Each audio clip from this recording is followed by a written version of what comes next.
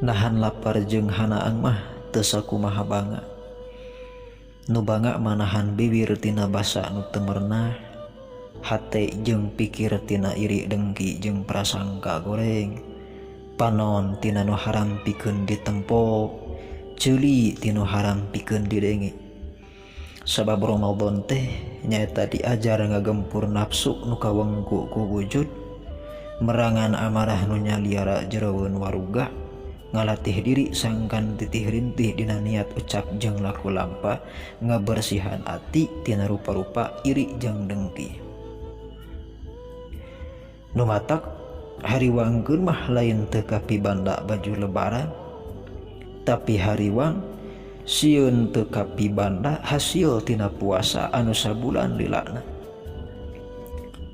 Sabab hasil tina puasa teh lain THR jeung sajabana. Mun hileud jadi kukupu, mun oray ganti kulitna, mun haya megar tina endogna, mangka manusia ge kudu bisa ningkat tina katakwaanana.